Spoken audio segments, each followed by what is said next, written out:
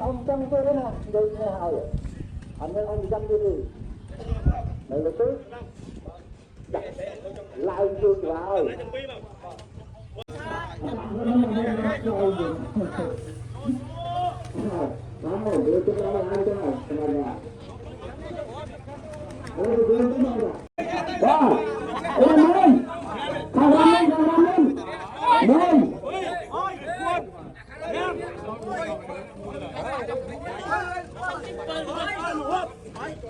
lên lên lên.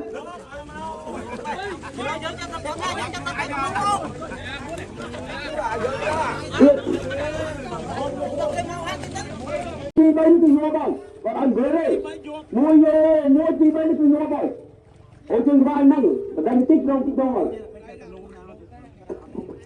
anh nên về đây từ bóng này, lấy cái tung chân này, áp chân cu đó thôi này, bọc lăng làm lại mà bỏ, dừng làm thế nào, ra nào.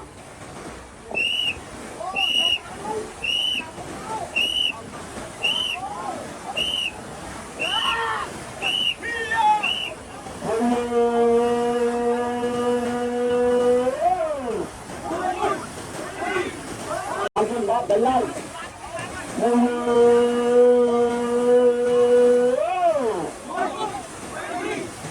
Thằng Ram về đây thằng Ram. Thằng Ram về đây thằng Ram.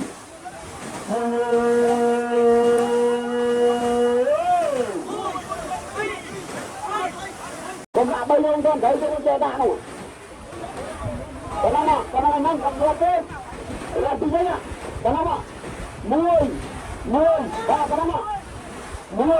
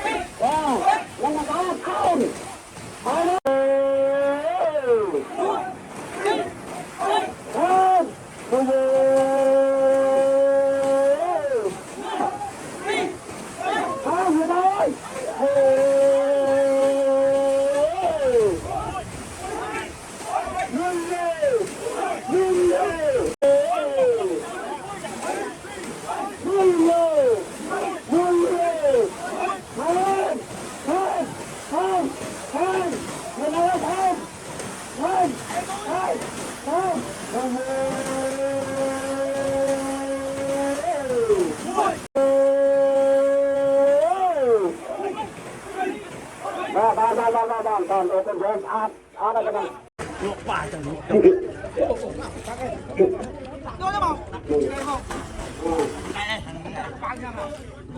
đâu đó đó mùi mùi chẳng